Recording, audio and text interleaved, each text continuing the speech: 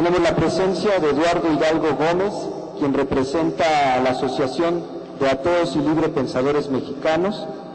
Él se describe con la siguiente semblanza: soy capitán piloto aviador con 30 años de experiencia, autodidacta. En principio, mis intereses giran alrededor de la ciencia, el humanismo y el escepticismo. Soy también director de Relaciones Públicas de la Asociación de Ateos y Libre Pensadores Mexicanos. He sido activista en el movimiento escéptico desde hace más de 30 años y en el movimiento ateo desde hace unos 10 años. Crecí en el seno de una familia católica y estoy bien familiarizado con las circunstancias de una sociedad creyente como lo es la nuestra en su mayoría. Muy bienvenido. Sin más preámbulo, vamos a realizar nuestra mesa multidisciplinaria con el siguiente orden. Vamos a generar un cuestionamiento en cuanto al tema y le vamos a dar la oportunidad de una intervención por ponente de 7 minutos. Después habrá un momento de réplica de 5 minutos, si es que la hay, o de algún comentario. Esto será en el primer bloque. En el segundo bloque tendremos la participación del auditorio que nos escucha. Van a haber 7 intervenciones, por si alguien quiere participar, pues vaya tomando nota para la formulación de su pregunta. Son 7 intervenciones donde pasarán aquí al escenario para interpelar a los ponentes. Pues bien, quiero comenzar con lo que el libro de Lamentaciones nos dice. Cadáveres de viejos y niños, de muchachos y muchachas tirados por todas partes en las calles de la ciudad, sacerdotes y profetas asesinados dentro del propio templo del Señor, los líderes del pueblo ejecutados por la mano de los enemigos sin ningún respeto por su vejez. En la calle la espada mataba a los hijos y en la casa la muerte reinaba.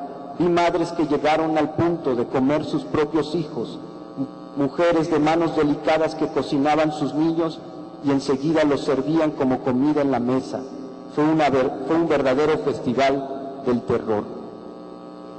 Y aquí la pregunta: ¿es posible creer en medio de este mundo violento?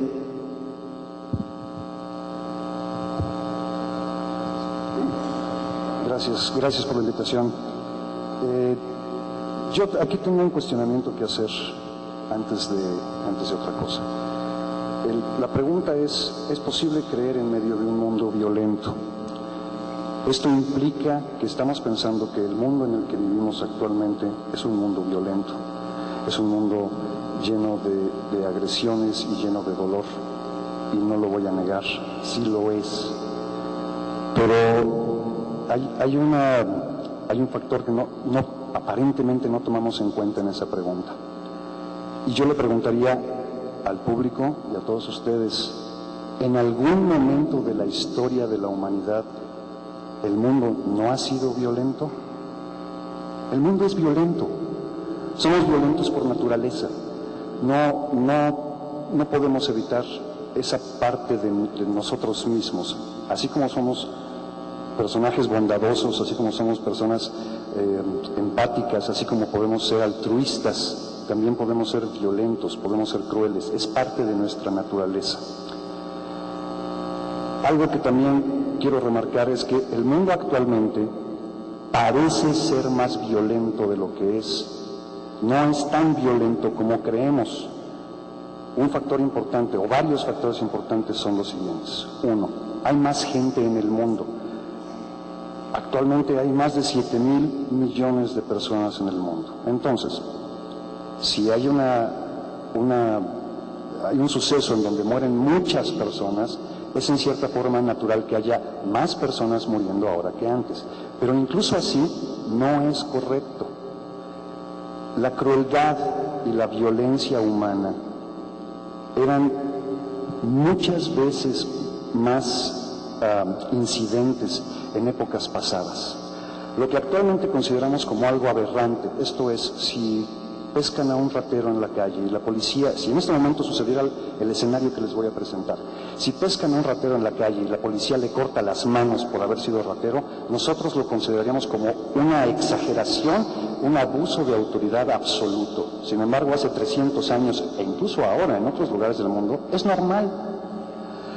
Un castigo ahora por haberle faltado al respeto al presidente de la República es simplemente que alguien nos volteó a ver feo.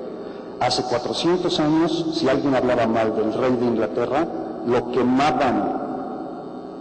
¿Qué sociedad es más violenta? ¿La de hace 1000 años o 2000 años o la actual? Tomando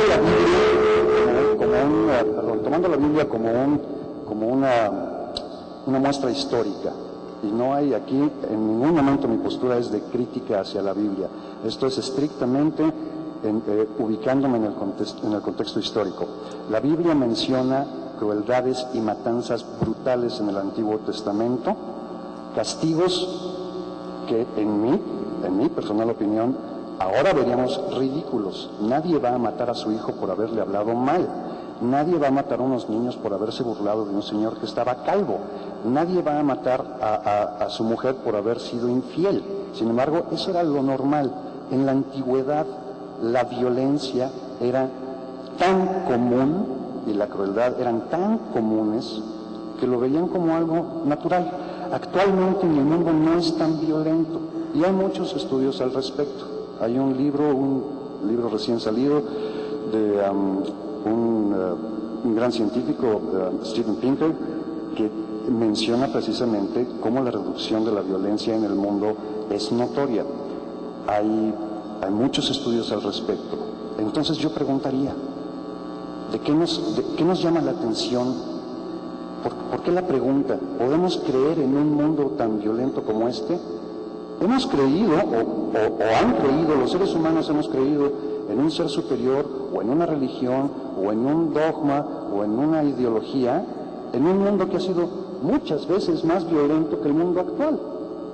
Si nos damos cuenta, actualmente si nosotros vemos que alguien quema a un gato vivo, llamamos a la policía y que lo metan a la cárcel.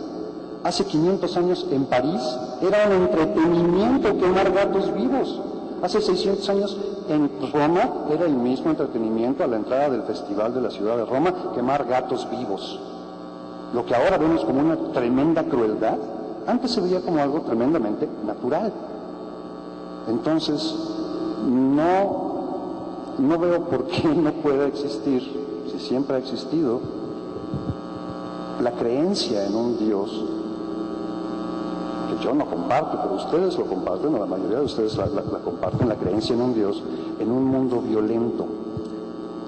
Y preguntaría, me gustaría tal vez darme tiempo en este lapso de 7 minutos para que alguno de ustedes pudiera enfocarme a dónde va esa pregunta, porque el mundo de ahora no es tan violento, pero por mucho, comparado con el mundo de hace 200, 500, 1000 o 2000 años.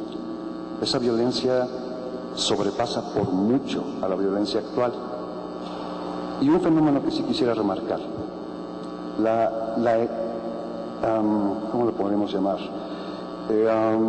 Cuando un suceso, cuando un evento es memorizado, o cuando hay una difusión amplia y espectacular de un evento, cosa que sucede ahora con los medios de comunicación que tenemos. Las agencias de noticias son actualmente mucho mejor medio de difusión y de transmisión de las noticias y de los acontecimientos mundiales que lo eran los monjes de hace 1500 años. O sea, tenían que escribir a mano y mandar como pudieran la información a todo el mundo, y actualmente esa información se va rapidísimo. Eso deja permanencia en nuestras memorias, y lo que deja permanencia en nuestras memorias genera la idea de que es más posible que suceda, aunque no sea así.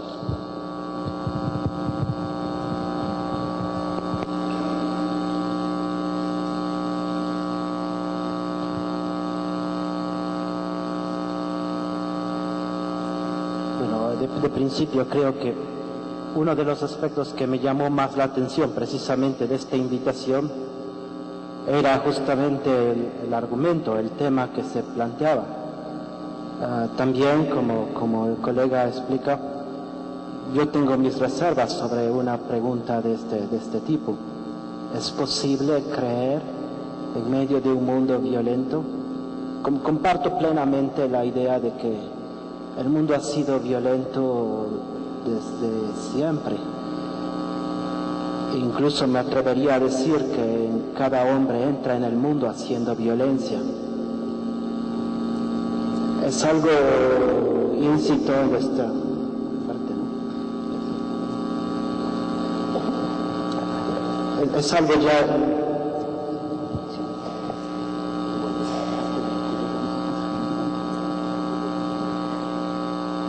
Naturalmente creo que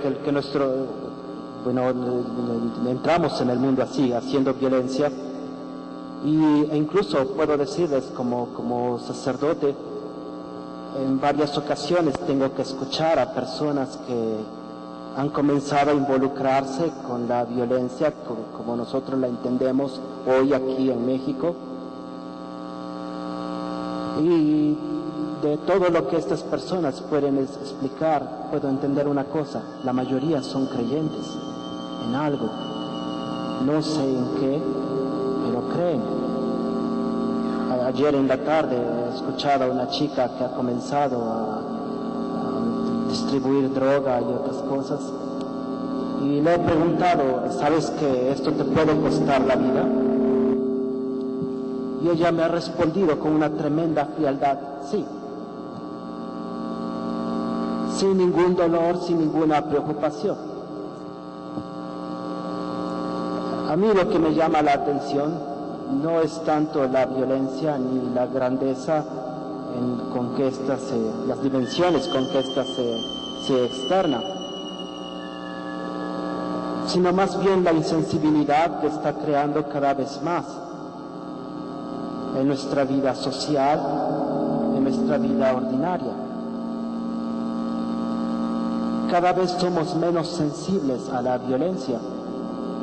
En esta semana he escuchado tal vez 3 o 4 balaceras desde la biblioteca de mi monasterio,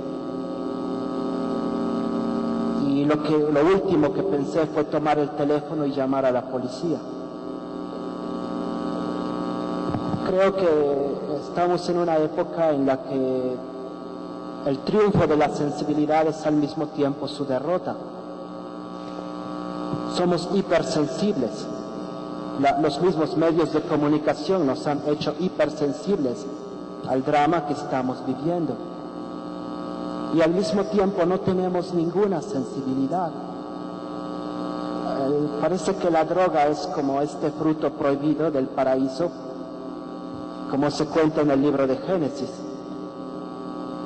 donde un hombre come un fruto prohibido y no solamente desobedece, sino que la desobediencia le entra en su cuerpo y toda su naturaleza comienza a no coincidir consigo mismo, comienza a desobedecerle. Creo que también un poquito el hecho de que hayamos elegido la droga como el motivo de nuestra disputa hoy en día, en buena medida se debe a la insensibilidad que la droga causa. Conozco muchos muchachos que han asesinado a personas que amaban en algún momento de su vida y no tuvieron en cuenta ningún sentimiento, ninguna mirada, ninguna queja, ningún grito, nada. Todo se anestesia. Tal vez en ese sentido el cristianismo ha puesto su bandera en el misterio de la cruz. Nosotros como cristianos, el solo hecho de tener como nuestro símbolo más alto al Cristo crucificado, admitimos este drama de la violencia que recorre toda la historia. Pero al mismo tiempo obligamos a cada persona a tener sensibilidad, porque la cruz es dolor, aunque sea silencio. Me sorprende también que normalmente las personas que mueren muchas veces son desmembradas. Y esta tendencia a destruir un cuerpo se me hace muy significativa. Un cuerpo es siempre una palabra, habla, dice lo que somos, nuestra belleza, nuestra fealdad, nuestras preocupaciones, nuestro miedo, nuestro nerviosismo, nuestras culpas, nuestro orgullo, dice tantas cosas. No podemos en un determinado momento callar esta palabra más que desarticulándola. Por eso creo que mucho de nuestra violencia hoy es un problema de no dialogar. Estoy cierto que no vino entre nosotros alguien que ha asesinado a una persona, alguien que ha desmembrado a alguien. Nuestro problema es de no sensibilidad y de no diálogo. Disculpen por exceder.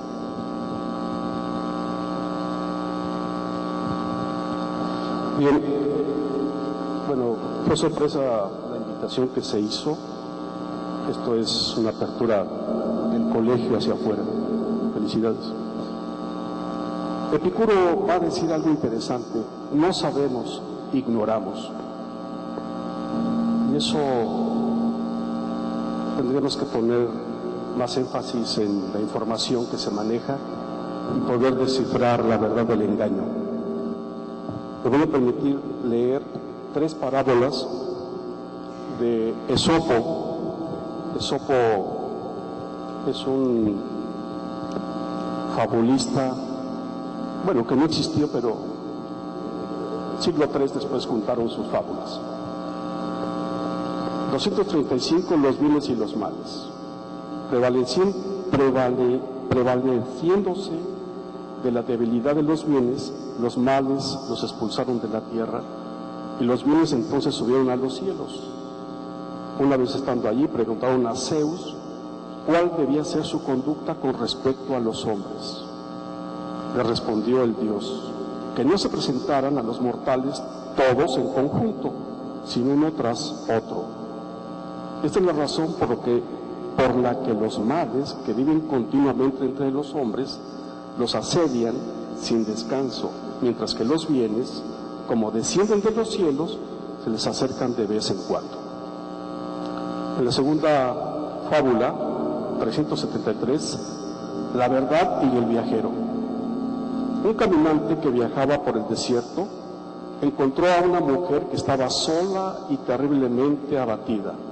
Él le preguntó, ¿quién eres? Mi nombre es la verdad, contestó ella.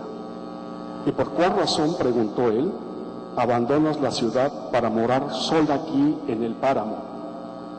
Ella respondió, en viejos tiempos la falsedad era cosa de unos pocos, pero ahora convive con todos los hombres y ya no hay lugar para mí. En la fábula 250, Zeus, los animales y los hombres.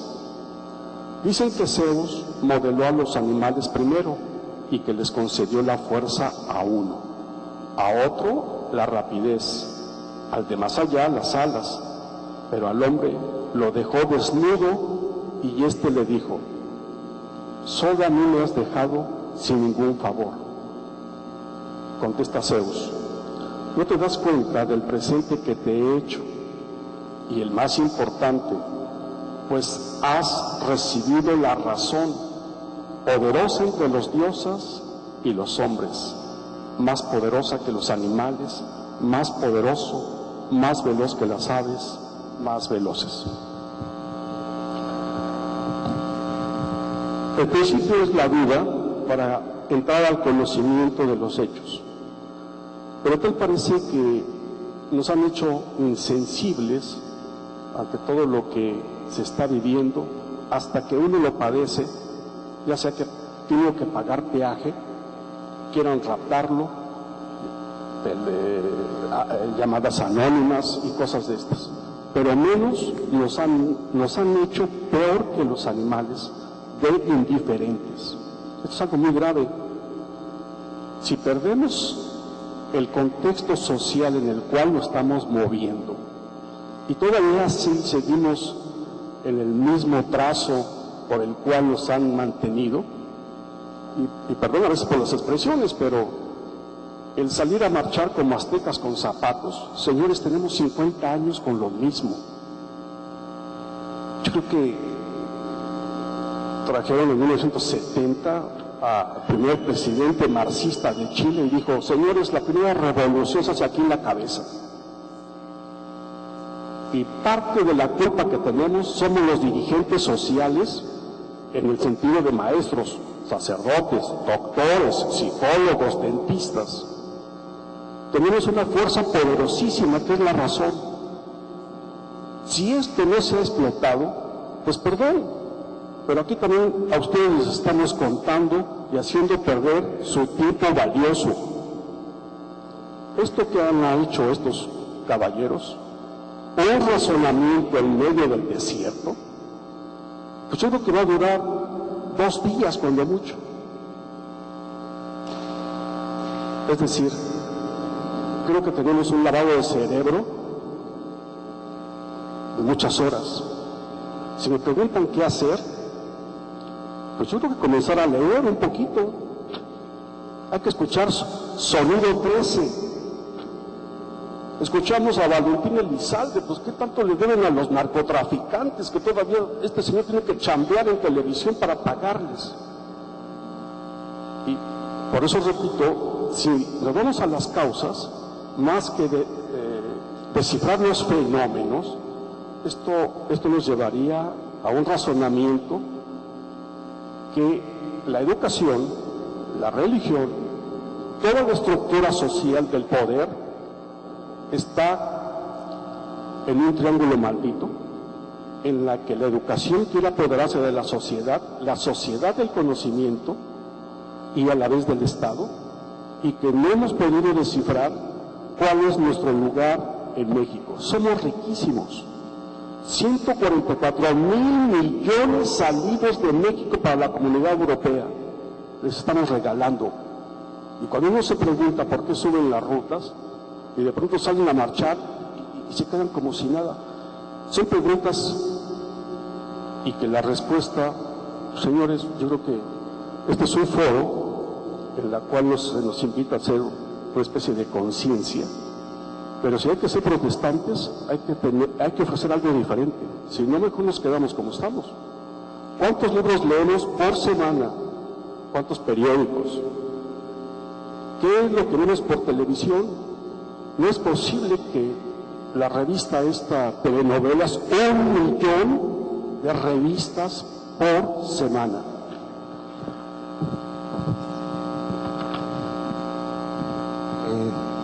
Buenas tardes, muchas gracias Héctor por la invitación y también porque el lunes me dijo que tenía 40 minutos y ahorita me dice que 7 minutos, pero bueno. De inicio, es cierto lo que se menciona desde un inicio, siempre hemos tenido violencia y quizás ahora tengamos menos, pero eso nos explica una situación. No hay una violencia, hay una violencia en un contexto histórico, social y cultural. No es la misma violencia, como bien decía, de hace 500 años a la de ahorita, ni en cantidad, ni en la forma en que se concebía la violencia. Y si hablamos así de la historicidad de la violencia, también hay que hablar de la historicidad de la fe. Y algo que va a determinar el tipo de violencia en la que estamos todos pensando, los colgados, los descuartizados, las amenazas y demás, algo que va a caracterizar esta violencia es la codicia. Tener más dinero, tener más cosas, tener una pantalla de plasma más y más y más grande, tener un celular cada vez más chido, y todo eso provoca violencia. Tan solo en el Congo, en África, para que nosotros podamos tener nuestro celular con iPod, iPad y todas esas cosas, significa que hay una terrible violencia en África. Guerras civiles no, transnacionales, mineras, armando a grupos armados en contra de otros, y en donde niños, mujeres, etcétera, son los que sufren. Pero la fe, Marx decía, la ideología dominante es la de la clase dominante. La lógica de nuestro sistema actual es ganancia y más ganancia. No importa que si para tener ganancia se descuidan las medidas de protección en una mina, la cual se derrumba y decenas de mineros caen como en pasta de conchos. La ganancia es lo principal. No importa que se apruebe una reforma laboral en donde los trabajadores van a ser afectados. Hay que ser competitivos, ¿no? Y eso también se refleja en la fe. La fe, no la que se estudia.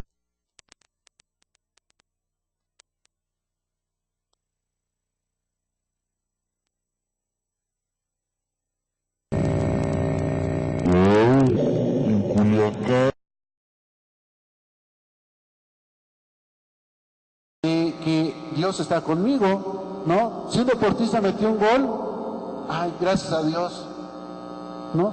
La fe tan está contaminada por este individualismo, tan esta persecución de la ganancia, que les voy a poner un ejemplo. Los atrios de las iglesias fueron construidos en réplica de las grandes plazas prehispánicas para un lugar de encuentro comunitario y un lugar sagrado. La primera vez que quise tomar una foto en el atrio de Sosocotla, no me dejaron. Ahora, muchos atrios de las iglesias están convertidos en estacionamientos. Es más, la catedral misma, la mitad es un estacionamiento. Porque hay que proteger ese símbolo de la modernidad, ese símbolo de que yo tengo el automóvil, ¿no? Entonces, la fe está contaminada de esta codicia, la fe actual, la fe que todos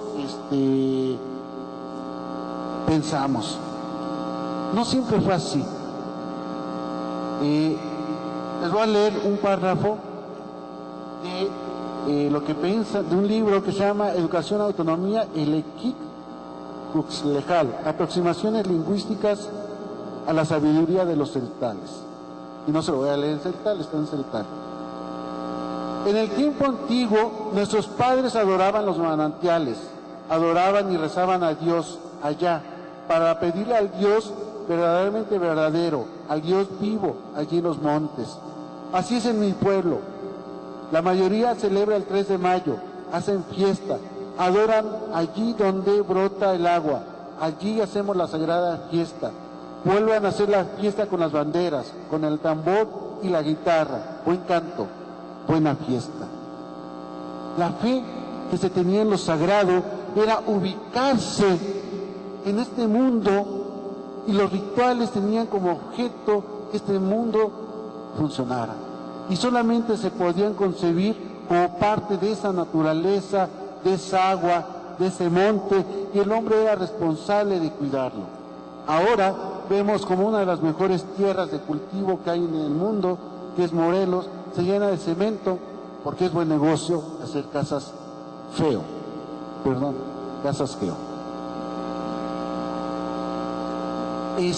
Entonces, y estos rituales se siguen realizando, por ejemplo, en San Andrés de la Cal, en San Andrés de la Cal, en donde se hacen homenajes a los montes, al agua, y nada más, rápido, ¿dónde está la fe? En esa fe hay que recordar que iglesia viene de eclesia, asamblea del pueblo, y donde hay una restauración del tejido social es donde hay comunidad. Restaurar el tejido social significa ir a la profundidad de la tierra, ir a la profundidad del agua y restaurar la comunidad, hacer iglesia. Voy a concluir, no voy a leer toda una oración a San Emiliano Zapata, que es una idea que nos surgió a partir de estas creencias del pueblo. Generalísimo apóstol, previsor de los embates, infortunios y calamidades de los pueblos, intercede por tu servidor, aliviando las penas que lo aconjugan. Por la justicia que caracterizó a tu persona, amedrenta a los infieles que hacen daño a la patria, protector de los débiles, huérfanos y viudas. Socórreme en las causas urgentes. San Emiliano Zapata, defensor de los pueblos y sus luchas, ruega por nosotros y dame fuerza para seguir luchando. Gracias.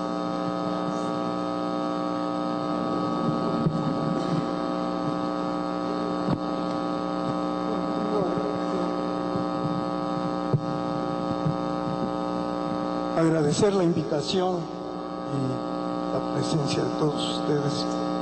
Hay dos temas que yo quisiera ver el día de hoy, así aunque sea brevemente, en 7 minutos, ¿no?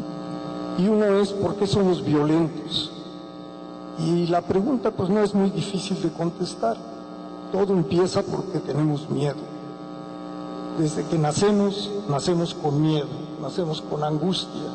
Y nuestra angustia y nuestro miedo pues nos va llevando a la violencia, a enriquecernos para protegernos o para creer que estamos protegidos. Acabamos encerrados en cárceles, ¿no? Entre más tenemos. Y la otra es, ¿qué implica eso de la creencia? Yo creo, empiezo por la creencia mía, yo creo que lo que nos hace profundamente creyentes, no en los dioses, no en las iglesias, no en las ideologías, es tener una confianza implícita en el misterio, en no saber qué somos, en que estamos aquí, quién sabe por qué. Cada quien nos quiere dar una respuesta. Alguien quiere hablar del marxismo, alguien quiere hablar de la teología, alguien quiere hablar del ateísmo, alguien quiere hablar del anarquismo. Podemos pensar muchísimas creencias, muchísimas ideologías y creer en cada una de ellas, pero yo creo que la realidad es que no tenemos respuesta. A lo que nos enfrentamos es al gran misterio y no nos queda más que dos respuestas: o nos morimos de miedo y por lo tanto matamos a otros para no morir, o tenemos una confianza profunda, plena en lo que es la vida. Y esta confianza plena no es nada más una emoción, no es un sentimiento, se traduce en un servicio. Lo que decía Víctor Hugo, de poder restaurar los tejidos sociales. Siempre hay una tensión dialéctica, una lucha de clases, ¿sí? Y dentro de esa tensión dialéctica, ¿de qué manera podemos nosotros establecer conexiones y servicio? Yo creo que el poder tener confianza es poder saber que estamos al servicio de otros y que nadie está a nuestro servicio. Cuando esto nos queda más o menos claro, pues entonces se traduce en todo un movimiento social. Si no hay esta posibilidad así de fondo de llegar a ese movimiento social, a poder transmitir a otros esa confianza que tenemos, pues lo que transmitimos es lo que nos mandan los medios masivos de comunicación, que es cada vez tener más y más miedo a más y más violencia. Obviamente a los sistemas que están en el poder les conviene, porque entonces nos hacen creer que necesitamos su protección. No necesitamos su protección, con que seamos una comunidad, con que nosotros establezcamos relaciones personales, amistosas y armoniosas, con eso tenemos suficiente protección. Creo que estos dos puntos son como fundamentales. ¿De qué manera podemos nosotros contener nuestro miedo? Ahí va a estar y nos va a acompañar siempre. Tenemos miedo hasta de la muerte, que no sabemos ni qué cosa es eso, ¿sí? Entonces nos inventamos miedos gratuitos, pero también tenemos esa capacidad enorme de poder transformar nuestra confianza en la vida en un servicio hacia los demás. Damos paso ahora a una réplica o comentario que quieran agregar. Va a haber dos intervenciones. Si gusta alguno de los ponentes tomar.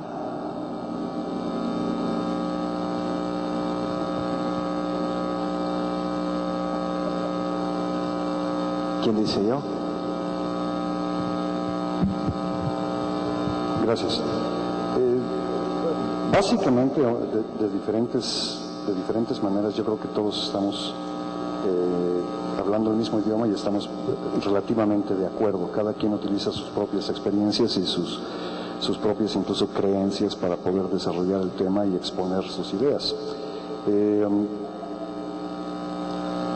padre Evagrio menciona que la violencia nos insensibiliza y hace una reflexión muy interesante acerca de la ambivalencia, no lo mencionó en estas palabras, pero la ambivalencia de la crucifixión. Efectivamente, hay una ambivalencia allí. Por un lado, en el caso estricto de las religiones cristianas, se enseña el tremendo dolor, el sufrimiento, el amargo paso por el que pasó Jesús al ser crucificado. Pero al mismo tiempo que se nos está diciendo, mira, la crucifixión es mala, hay una reverencia a la crucifixión que nos hace insensibles. Lo vemos como algo muy natural. No creo que nadie viera como algo muy natural ahorita en este momento que yo trajera, o el padre trajera, o cualquiera de nosotros trajera, un pendiente con un hombre sentado en una silla eléctrica, quemándose. Lo veríamos como algo aberrante.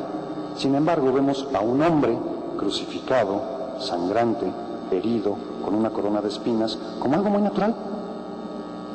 Entonces, ahí hay un fenómeno interesante, que es, no sé, para que lo haga, para que un psicólogo o un psicoanalista o un psiquiatra lo revise.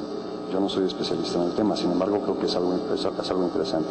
Y esa insensibilidad que menciona el padre, creo que era mucho mayor antes de que hubiera los medios de comunicación. La gente le daba poco valor a la vida. De hecho, hay canciones mexicanas, ¿no? En León, Guanajuato, donde la vida no vale nada. Cuando le asignamos un valor ínfimo a la vida de los demás porque no son parte de nuestra comunidad, también eso, si no bien genera violencia, la condona, permite que haya violencia y digamos, ok, pero no fue en contra de mi grupo. Y eso lo vemos en sociedades primitivas como los Yanomamo en Brasil o como tribus en Nueva Guinea, en donde una tribu asalta a otra tribu sin previo aviso, mata a los hombres de esa tribu como si nada, actualmente, estoy hablando de actualmente, y se regresan a sus casas pensando, ¿qué hay de cenar? Están insensibilizados por su situación, por sus circunstancias. Si nosotros añadimos a esa capacidad inherente al humano, la traemos genéticamente, los que creen en la genética, si a eso le añadimos nuestros propios métodos de insensibilización, estamos colaborando para esa violencia. Creo que es un punto, a mí se me hace un punto interesante, cómo podemos ser en cierta forma ambivalentes, enseñar al mismo tiempo que algo es dolor y sufrimiento y que no debe de hacerse, y al mismo tiempo condonarlo y presentarlo como una imagen que debe de ser incluso sagrada, es algo que es muy difícil de conciliar en mi mente, y que yo creo que debe de ser difícil de conciliar para algunos de ustedes que están en el ámbito de la religión y tratando de educar a la gente en ese sentido. Fuera de allí, pues nada más hay que leer mucho, efectivamente, hay que leer, hay que aprender, hay que buscar. Menciona Víctor Hugo que los rituales están hechos para que el mundo funcione. Es interesante. Las religiones en todo el mundo se convierten, después de ser las primeras explicaciones de los fenómenos naturales, las cosmogonías, se convierten en los que proporcionan las leyes que los humanos o que esa sociedad necesita para tener un comportamiento adecuado. Pero yo no estoy de acuerdo en que los rituales hayan sido hechos para que el mundo funcione bien. Los rituales son parte del juego que cualquier humano desarrolla y que se va convirtiendo en una tradición, en un ritual adaptado a las creencias de esa persona. ¿Alguien quiere hablar?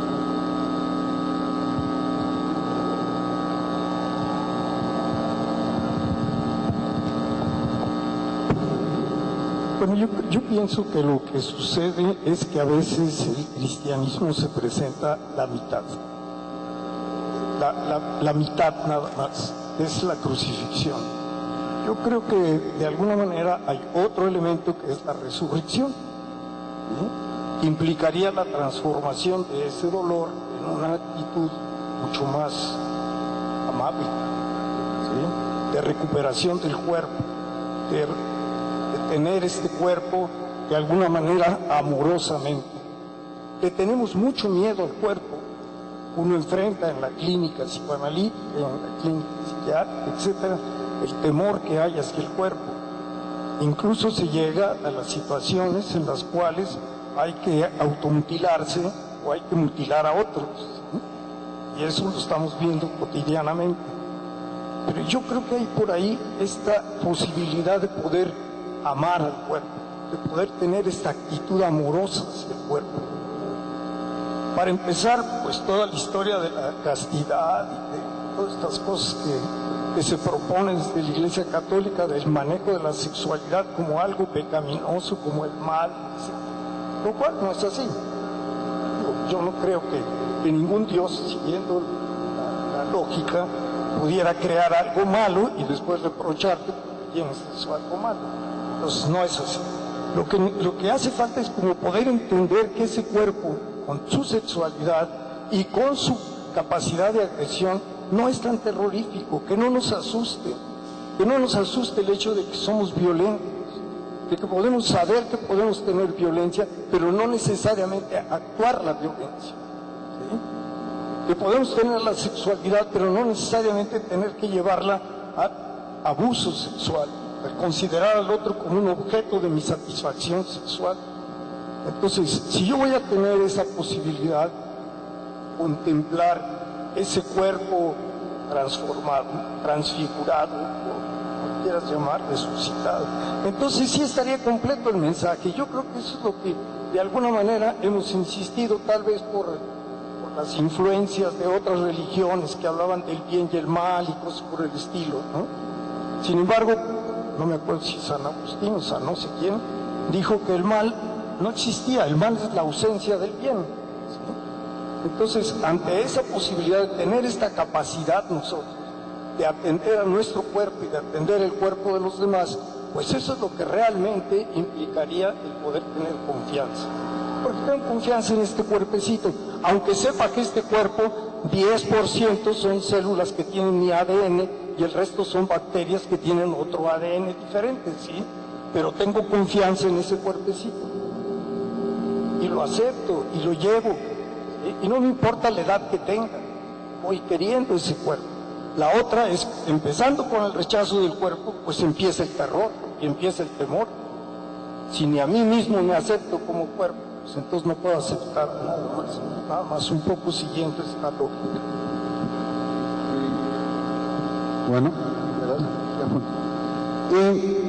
más que entrar aquí en un debate sobre los rituales, la cosmogonía y demás, es interesante, es importante y me gusta.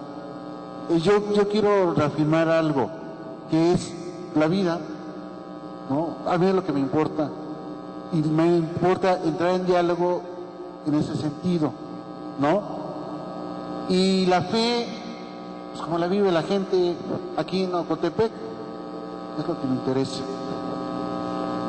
Y en ese sentido, más allá de lo que se ve aquí en la biblioteca del seminario, la fe como la vive la gente de Ocotepec, de San Andrés, de Postlán, Jitepec, Sosocotla, es, uno, le da sentido de vida, en gran medida.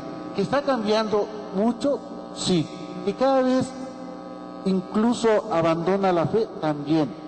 Pero que aún así, los que abandonan la fe, siguen reuniéndose en torno a la comunidad. Y eso es lo que me interesa. La fe como un elemento, primero, que los pueblos de aquí de Morelos y de muchas partes de México existen en sus tradiciones orales porque se estableció una alianza sagrada. El santo no se quiso ir, se quedó ahí, apareció una imagen, regresó, hay toda una serie de historias, y entonces el pueblo se funda.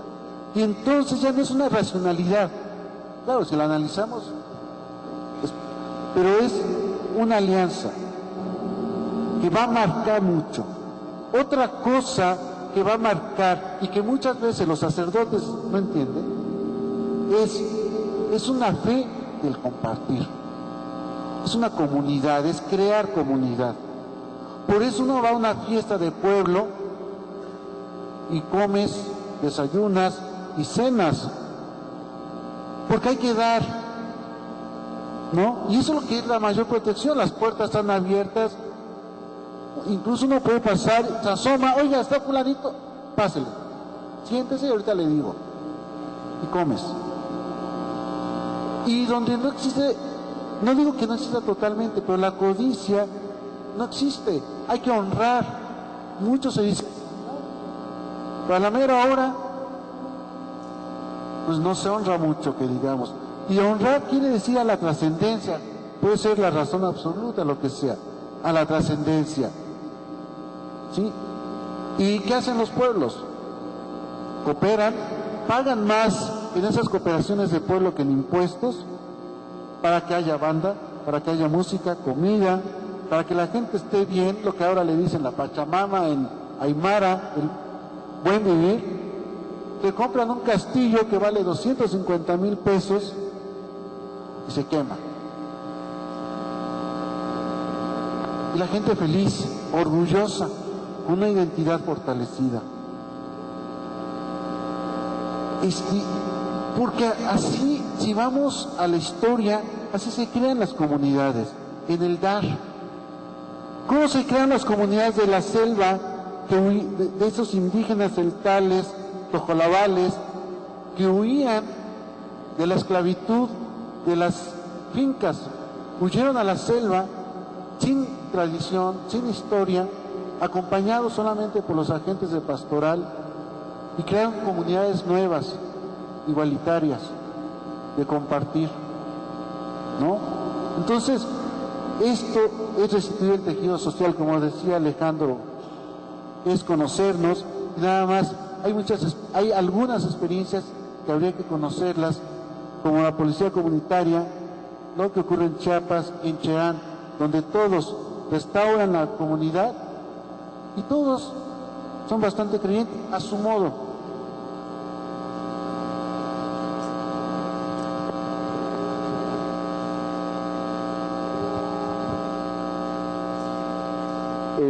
Hay una pregunta inevitable y es con esta vamos cerrando este primer bloque para dar oportunidad al auditorio. Hemos hablado ya de la problemática desde sus diferentes perspectivas en cuanto a la violencia y la posibilidad de creer desde sus perspectivas muy particulares. Esta pregunta pues es inevitable, obligatoria en cierto sentido, aunque pueda parecer para algunos un cliché, pero quizá el auditorio le gustaría escuchar desde su diversidad una respuesta hacia la pregunta: ¿puedo argumentar la inexistencia de Dios con estas características o este contexto social de violencia en el que vivimos? ¿Puedo yo argumentar que Dios no existe? ¿Sí o no? Quisiera darle la oportunidad ahora de este lado, dado que el doctor Chau Varona tiene un compromiso y ha hecho un gran esfuerzo por estar con nosotros. Doctor, de verdad le agradecemos y si gusta compartir con nosotros. Bueno, yo lo único que podría decir al respecto es que el hombre hace a Dios a su imagen y semejanza. No es que el Dios hace al hombre a su imagen y semejanza, qué feo Dios, ¿no? Sino que el hombre es el que hace a Dios a su imagen y semejanza, y entonces depende de qué imagen, de qué cosmovisión tiene, y aquí comparto un poco lo que dice Víctor Hugo, es como vas a crear entonces qué percepción tienes de ti mismo y cómo eso lo proyectas entonces en estas divinidades. Si tu percepción es de miedo, pues tenemos el Dios del Antiguo Testamento, ¿no? Que todo el tiempo anda matando a cuanto chango se le atraviesa, ¿no? Y si tenemos una perspectiva pues de un Dios así como medio pachanguero, pues yo prefiero a Baco que a otros, ¿no? Entonces depende un poquito cómo es la construcción que uno quiere hacer de esa divinidad. Si nosotros lo que queremos hablar es de no sé, de toda esta teología negativa, ¿no? De yo no sé y de que hay un misterio, entonces podría yo pensar que podríamos decirle a ese, mencionar eso, simbolizar eso como el ateos, ¿no? El no Dios, porque el Dios siempre lo hacemos a nuestro tamaño, de acuerdo con nuestra idealización, pero si lo mantenemos así en este misterio, en esta situación de ¿por qué estoy aquí? Pues quién sabe, mi cerebro no da para poder entender eso. Es como un pescado que está en una pecera y tratar de entender qué pasa en el, por qué está metido en la pecera. Bueno, así nos pasa a nosotros. Entonces, ¿qué sucede con esto? Yo preferiría quedarme con esta teología negativa. Bueno, fue muy, en su tiempo, era muy aplaudida dentro de la iglesia y que después pues hubo una necesidad de racionalización, de aristotelismo, etcétera, para construir un Dios que tuviera ciertas características personales, ¿no? Que yo siento que pues es bastante absurdo. Lo que yo creo es que de alguna manera el pensar al Dios como el ateos, no tengo forma de concebirlo, de conceptualizarlo, y después poder esto entenderlo en el Jesucristo como el ser humano que es capaz de transformarse para poder entonces estar al servicio de otros, pero no de una iglesia que de pronto se apropia y se convierte en una institución de poder y se vuelve más terrible y más violenta que los demás, con la Inquisición y las cruzadas y toda esta cosa que ahora ya pide perdón, afortunadamente ya reconoció que se equivocó, ¿okay? Pero eso no es la creencia, no es en ese Dios que te manda a ver, mata a los musulmanes porque creen en un Dios que es igual que el tuyo, nada más que lo dicen de distinta manera, ¿no? Entonces yo considero, yo pienso, que lo que tendríamos que tener así de fondo para tener confianza verdaderamente es en decir, no sé, y doy las gracias por estar aquí.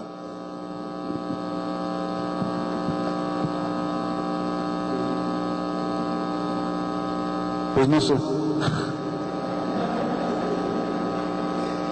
Yo creo que, bueno, de principio una definición mía,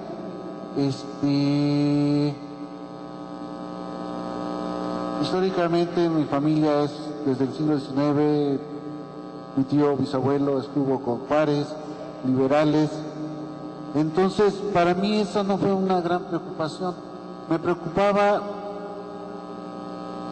y lo viví, lo sentí, una época en que no ser católico era bastante intolerante, lo resentí. Del otro lado de mi papá vienen incluso de una religión no cristiana, entonces para mí no fue una preocupación.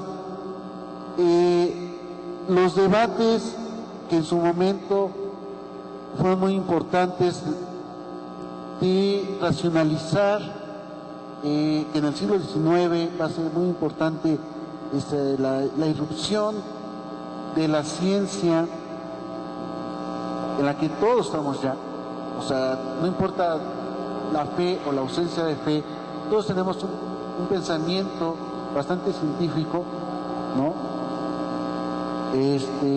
Basta con que ustedes toquen su bolso y encuentran el celular, y encuentran el reloj, digo, eso es parte de la ciencia, no solamente el que sea un producto, sino medir segundos.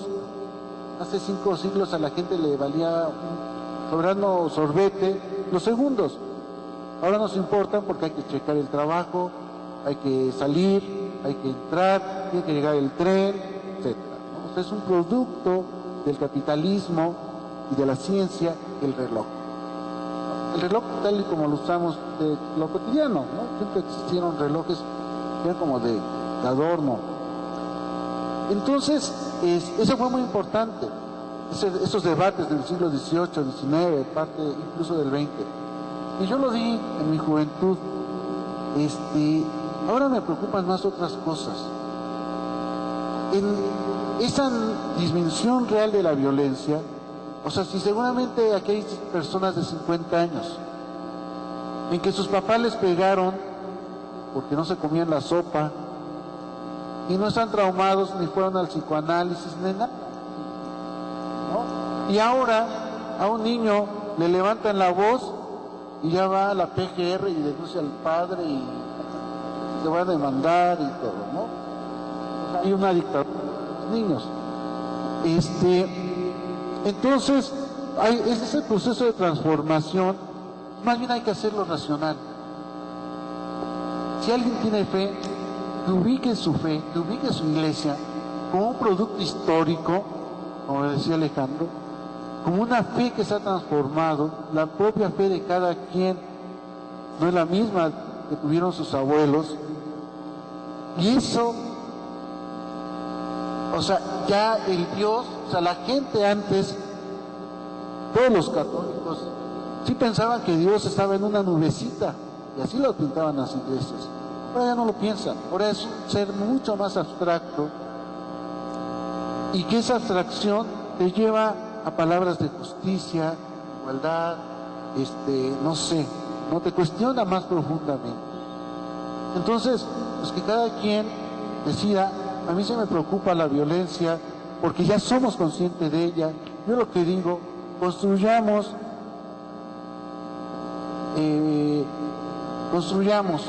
algo más, construyamos debatiendo, platicando. Me gustó lo que dijo acá el padre, algo la palabra, porque la palabra es cuerpo, ¿no? La palabra es cuerpo. La palabra se encarna, y por eso nos quieren destruir los cuerpos, porque nos quieren destruir la palabra. Entonces los diálogos, la palabra es fundamental. No leer poesía, hacer filosofía es fundamental. Es la que nos va a salvar de la violencia. Y se puede llevar otro tipo de violencia, no importa. Pero de la que ahorita estamos, es importante crear comunidad, y solamente se crea comunidad, como dije, en asamblea, deliberando, poniendo nuestra palabra ahí en la mesa, aquí en la asamblea. Maestro Artemio. Bueno, el doctor dijo algo muy importante. Pisti significa confianza en. Y yo creo que ustedes son unos arrogantes, y la necesidad de conocer el lenguaje, arrogancia significa conocer de raíz. Es coyuntural saber latín y griego, volver a las fuentes para entender tres cosas. En castigo van a leer las fábulas de Esopo, una diaria. Espero que sepan leer la Biblia.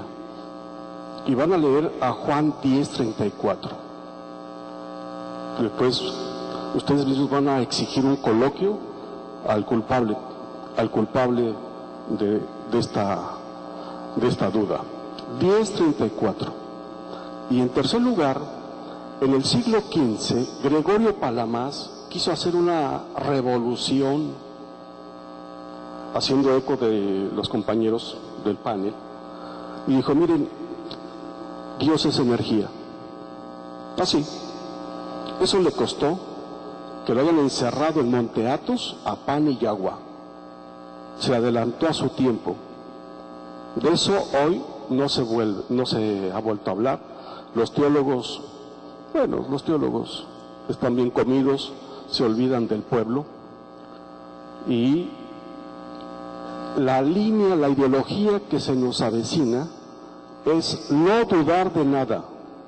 Se llama negacionismo. Aceptar todos los dogmas sabidos y por haber, hasta de la historia, y no cuestionar nada.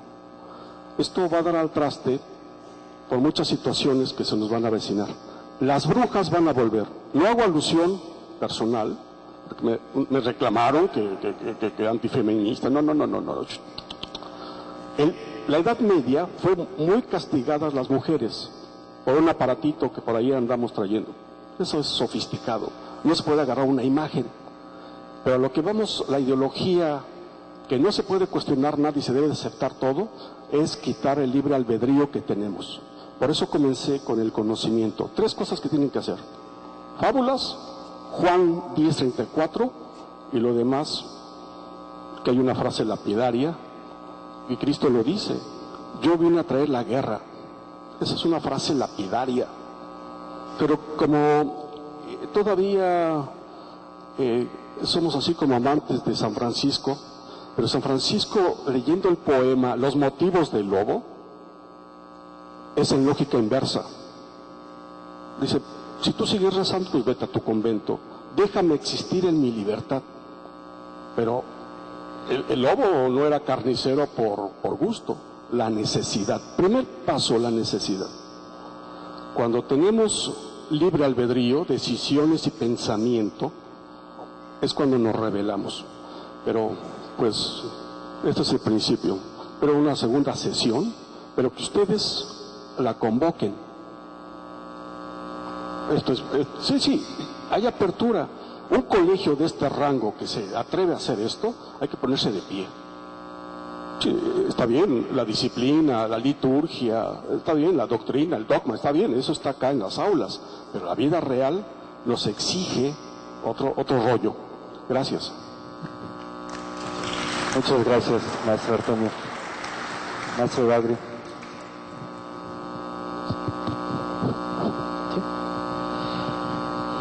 Bueno, yo de todo esto creo que tenemos muchos puntos en común, naturalmente. Me ha llamado mucho la atención lo que ha dicho el doctor sobre el punto de no dejar el miedo. Esto creo que es uno de los aspectos más fuertes, que tal vez va en la misma línea cuando el doctor explica la cruz culmina con la resurrección. Yo he querido enfocar solo mi breve palabra a la cruz, porque creo que nos expresa mejor el misterio de la violencia, y creo que es un símbolo que dice más a casi cualquier otra confesión religiosa o no confesión religiosa, incluso la posición atea. Claro, la resurrección en determinado momento para nosotros equivale también al no tener miedo, ¿no? Yo pienso en nuestra iglesia con sus historias de sus mártires. Todos sabían que la violencia podría venir en algún momento, y sabían que ésta podía acabar con sus vidas por causa de la fe.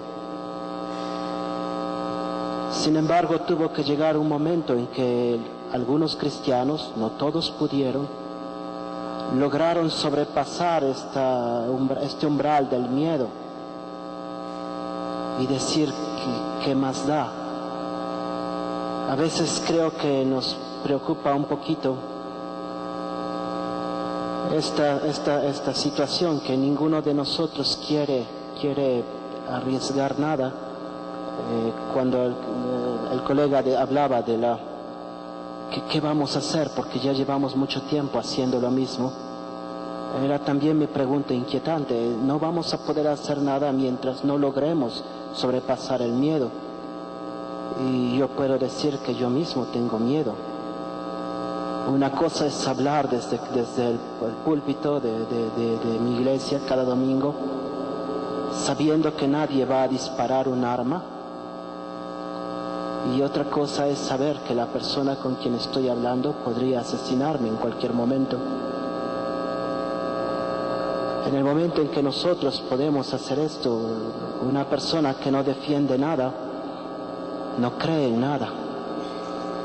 En el momento en que nosotros podemos defender algo, la vida, la comunión, el espacio sagrado, el misterio, el simplemente yo no sé, un no sé qué, que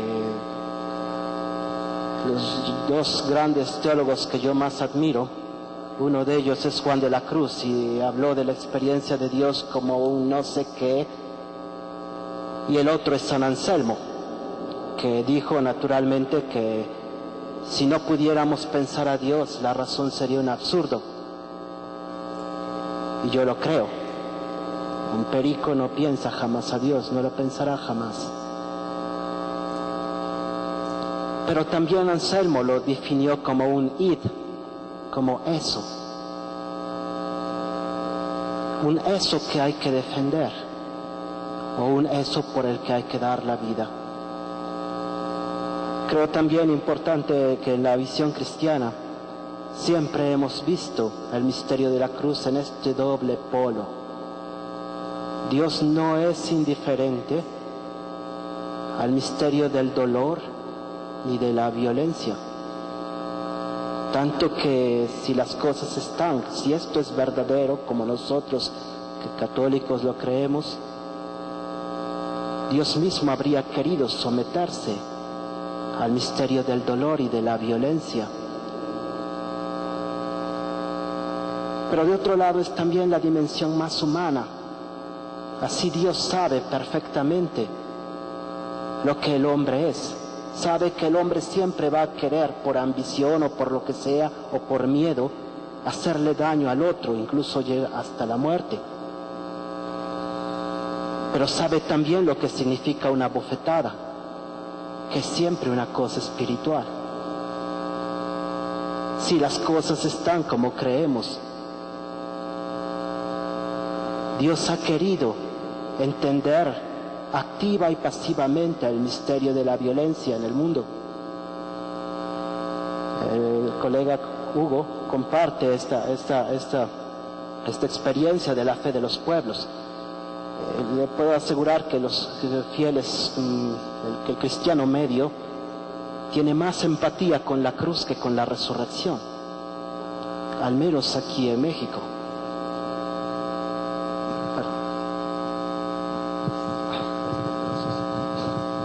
Gracias. Quisiera ver si puedo contestar la pregunta que se hizo, porque creo que hemos divagado un poquito. Si pudieras repetírmela exacta, tal cual la leíste originalmente. Sí, es esta pregunta que decía, pareciera un poco de cliché, pero que es necesario poner en diálogo, es, ¿puedo argumentar la existencia o inexistencia de Dios? ¿Puedo hacerlo? Y si es así, pues adelante. Ok. Creo que la pregunta completa era, ¿puedo argumentar la existencia o inexistencia de Dios en un mundo lleno de violencia? Eso implicaría utilizar el concepto de violencia para apoyar una u otra postura. No. La respuesta sería un franco no. No puedo utilizar como base filosófica o como la base de mi argumento para la existencia o la inexistencia de Dios, no puedo utilizar la violencia. Sería uno de tantos puntos. O sea, tendría yo que adjudicarle a la violencia un propósito. Y la violencia no es algo que, aunque lo utilizamos con el propósito de hacer daño a los demás, no es algo que venga, que a propósito nos lo hubieran puesto en nuestros cuerpos o en nuestras mentes. Me agrada la idea, aunque no estoy completamente de acuerdo, de el dejar de tener miedo a nuestros cuerpos. Es algo, se me hace interesante. Creo que tal vez el continuar con la misma idea de educar desde chiquitos a todo mundo a que no le tengan miedo a sus cuerpos o a las cosas, coadyuvaría a que crecieran de otra forma. Pero hablando de la existencia o inexistencia de Dios, en términos estrictos, nada, absolutamente nada en el mundo puede ser negado. Esto es, yo no puedo negar, si ahorita en este momento alguien llega y me dice, y posiblemente ustedes estén familiarizados con el concepto de la tetera de Russell, si alguien llega y me dice, hay una tetera orbitando la Tierra a 400 kilómetros o a 30,000 kilómetros de altitud sobre la Tierra, que está orbitando. ¿Me puedes decir que no es cierto? No puedo, no tengo los elementos suficientes. Puedo llegar a un cierto grado de certeza, pero 100% de certeza, nada. Si yo en este momento afirmara que atrás de mí hay allá en la esquina, hay un dragón morado, invisible, lanzando llamas, flotando sobre el suelo, la mayoría de ustedes dirían, no lo veo. Pero ahora sabemos perfectamente bien que hay cosas que no se ven a simple vista, pero que existen. A simple vista vemos máximo 6,000 estrellas en una sola noche. Con el telescopio vemos millones y millones y millones y millones de estrellas y galaxias. Nuestros sentidos están limitados. Eso es por un lado. Y por otro lado, concluir en la negación de algo al 100% no se puede. Por lo tanto, la refutación de la existencia o no existencia de un Dios tiene que estar basada en circunstancias y no nada más en ideas. El hecho de que yo quiera que algo exista no significa que va a existir. No sé cuántas personas aquí crean al 100%, por ejemplo, en todos los pasajes bíblicos. En términos generales, las personas católicas tienden a tomar partes de esos pasajes bíblicos como algo alegórico y en raras ocasiones lo toman como algo fidedigno, fundamental. Yo no creo que haya habido una serpiente que hablara, pero bueno, cada quien, a lo mejor hay quienes sí. A lo que voy es esto: aunque no lo crea, no lo puedo desprobar. Entonces, por un lado, sí es posible tener una creencia en un ser superior, supremo, divino, como lo quieran llamar, porque no es posible negar esa existencia con un 100% de certeza, ni es posible afirmarla con un 100% de certeza. En base a nuestras evidencias tomamos nuestras decisiones. Muchas gracias, Eduardo. Abres mucho la oportunidad de seguir debatiendo, pero vamos a cerrar este bloque. Agradecemos a los ponentes en este primer bloque. Quiero decirles que hay un material que ha traído el maestro Víctor Hugo Reséndiz de sus libros, y también del maestro Artemio, que nos presenta ahí un material hecho por él. Los invito a checar esto por si a alguien le interesa. Vamos a hacer una pausa para ir a nuestra cafetería, para descansar, y esperamos que haya su participación, 7 participaciones para interpelar a los ponentes.